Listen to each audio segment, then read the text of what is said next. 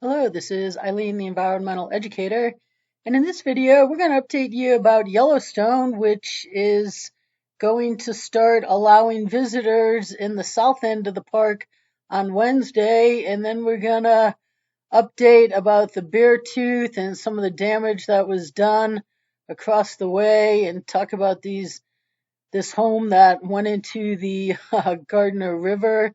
So sad, but on Wednesday, they're going to start reopening the southern end of the park here, and that would be right here off of NPS.gov, nationalparkservice.gov. So this is the southern end. We talked about. I did a video the other day, the figure eight. This is called the figure eight, the road in the middle of the park here. And so the southern loop is going to be opened out to the east entrance, which goes to Cody, Wyoming, the south entrance, which goes down to Teton National Park and then to Jackson Hole, and the west entrance, which goes out to West Yellowstone, Montana, and then you go up to Big Sky and Bozeman's further up the road. But this is where it's closed, where the most damage was done at the north end of the park, and the north loop. Most of the north loop is going to be closed, and going out to the northeast entrance where you have Silver Gate. I couldn't remember the word gate the other day. It's just like three little buildings. The first town, can you call it? And then Cook City, which is the town after that. And then if you go out over the Beartooth Pass, so this is out. This is Yellowstone in the green. So this is Silvergate in Cook City, and when you go out over the Beartooth Pass out to Red Lodge, and then that goes up to Billings.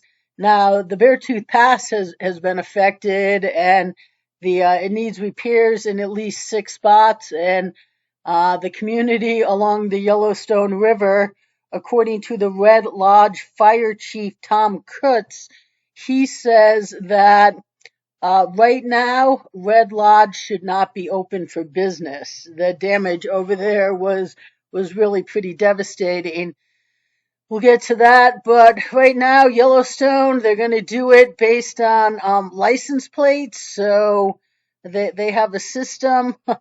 Well, here's all the damage spots. So right here, that big red was where I showed a video the other day of this. This is like 5 miles right here with so many spots in the road. Just the road is just completely washed out, and then they have all of these spots right here that all have damage to them. Now, some of the roads that are open have damage to them too, but they're going to make some, go arounds, I guess. But to make sure the southern portion doesn't get overwhelmed by visitors, the park will implement a temporary access plan based on visitors' license plates. If the last number on the license plate is odd, that vehicle can enter the park on odd days of the month. If the last number on the license plate is even, including 0, that can enter on even days. And then the mixed numbers and letters, if it ends with a letter, they get to come in on the odd days, and motorcycles get to come in on certain days too. So it's just going to be limiting people coming into the park. Now that they already have been limiting people. Last year or maybe the year before that, it started that you had to have a reservation to go into the park. I mean, I live right outside the park, and we used to just be like, hey, the weather's nice. I got a day off. Let's go down to the park. That's what we call it. When you live in the area of Yellowstone, you don't call it Yellowstone. You just call it the park. Kind of like you're taking your kids down to the swing set.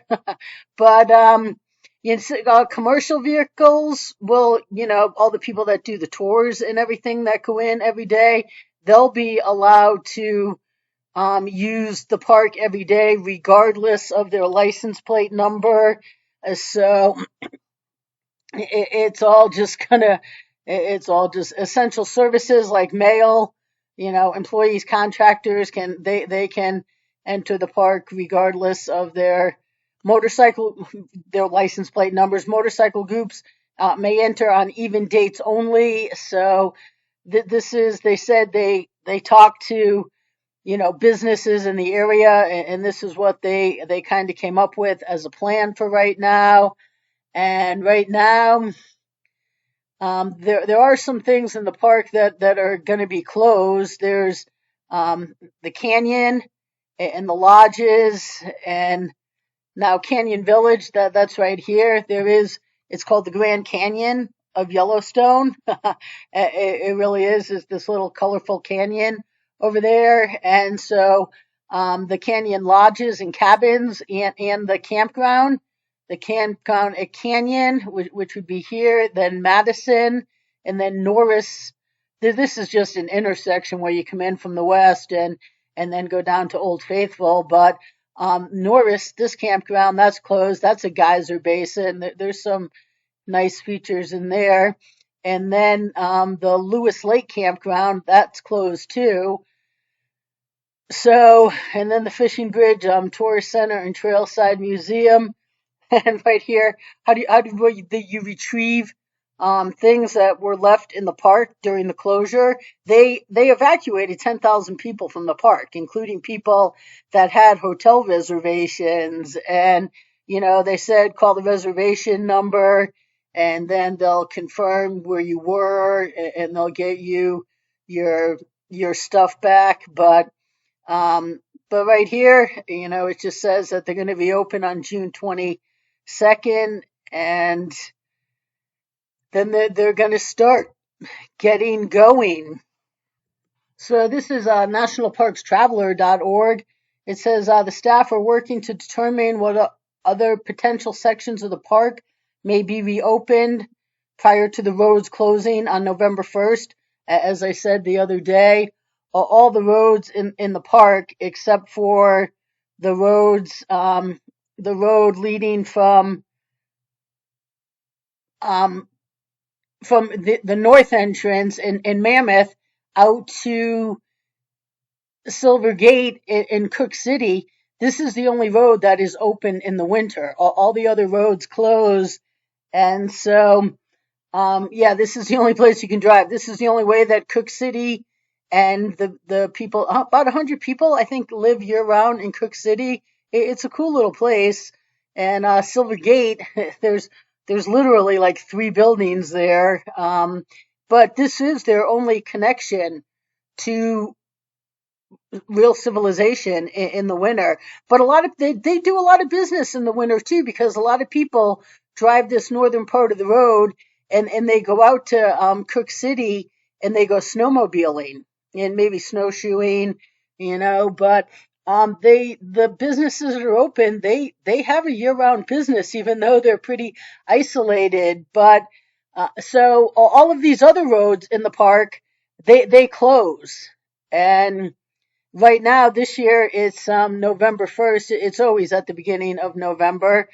And the decisions will depend on the extent of damage and the ability of park managers to safely open additional section as the year progresses. Park managers are evaluating plans to reopen roads connecting to the Canyon Village, Tower, Junction, Mammoth Hot Springs, and Norris. However, this will not happen initially. The park is also working to reconnect Mammoth Hot Springs to Gardner and Cook City, Silvergate as soon as possible with temporary solutions while long-term reconstruction is planned. And, the tricky thing about that is you can't do road construction in the park in the winter. So it's not like you can do it when they're closed. There really is only a few months in the summer when road construction can happen. So yeah, this is going to be a very tedious process for things to get done. But right now, it is temporary solutions that are going to be going on, and you're just going to get to the southern part of the park. And yeah, right there, all that red is just going to be closed. It's just not accessible. The damage that was done is just incredible. And speaking of the damage that was done, here is I think everybody has seen this house here in Gardner that went into the river. That's the couple that lived there. He works maintenance in the park for the Park Service. She works at a hotel in Gardner, and this is actually it's a Park Service home. So they didn't own it, and the guy says, it doesn't matter to me if I owned it. I paid rent on it. I kept it up like it was my own, and they lived there for 16 years. They raised their kids there, but I mean, the good thing about them not owning it is that they don't have the insurance headaches now. They can, yeah, they lost everything. Right here it says, well, they didn't even have time to grab underwear. They were just they had heard the night before they said that they knew the river was running really high, but they thought it was just trees coming down the river banging into each other, but it was shaking the house, which was very strange. And it wasn't until the next morning that Victoria, the lady, realized what was going on. It was actually the embankment crumbling. That's why the house was rumbling and shaking. And then the Park Service came at 8:30 the next morning, 8 o'clock, 8:30 the next morning, and told them that they just had to get out. They just had to get out. Now, here is pictures of that house before and after. Now look at this. I mean, okay, here's the height of the water here, and look at the water's down here normally. So the water was up to about here. Okay, this whole back building here is completely gone. Here, the house is right here. Here's their front door, so their front door is right here because the porch and the deck had already fallen off, and so this right here is what is hanging off of the land. So this whole swatch of land back here was washed out by this river that normally is this low down to the ground. That's a big embankment. That's what, 10, 15, 20 feet of an embankment here. And that is how much ground was washed away. It literally just took all the land out to right up from under the house, right up to here. That is how much this fell into the river. I don't know what that structure out back is. That fell into the river, and all of the land was just gone. All of this land here is just gone. And then if you let me see which one is it? Maybe is it this one here? So right here, here's the two of them just hanging off, and then I'm not going to play the video. I don't know if I can, but and then the deck is starting to fall off here, and then the house starts tilting in. The deck has fallen off now, and it just you can definitely watch this video, and then there went the house. And the sad thing was they said they heard people cheering when the house went into the river. And that's, I mean, that's just sad. Like someone was watching it in a movie where people weren't affected. But I mean, these people, even though they don't own that house, their whole life and everything they own just got washed away. And so the power of water is just incredible. It truly is just incredible. I mean, look how much land was washed away by a raging flood. That is just remarkable. This picture here, that that land goes underneath to here. This is where all of this land here was just washed away. So that is just truly the power and devastation of water and floods and what it can do. And then over on the other side at the Beartooth Pass, it needs repairs in at least 6 places. Now they do kind of hope that they get that open because Red Lodge, they really depend on summer traffic. They just really right here, right here. There's a the a lodge owner, and she says that the business makes 60% of its income from June to September. That's about $270,000. She says insurance won't cover flood damage, and she's not sure that the business will last the summer if they don't receive federal assistance. And their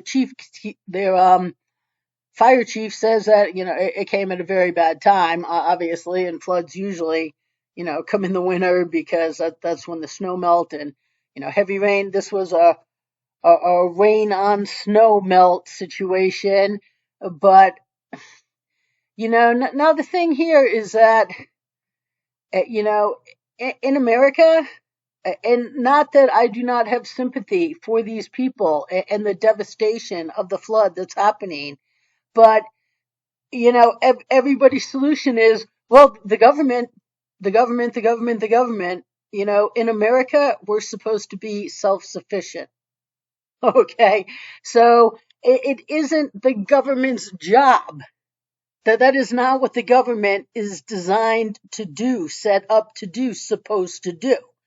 Now, it is what it has become because, the one event after another, it becomes the taxpayers who have to bail everyone out. And that is just not the job the way it's supposed to be. And I mean, I feel very sorry for these people here. Their rooms, I mean, one of these articles here, it even asks people from Billings to just, don't even drive down there. There's nowhere to go. They say that authorities say it may take years for Red Lodge to recover.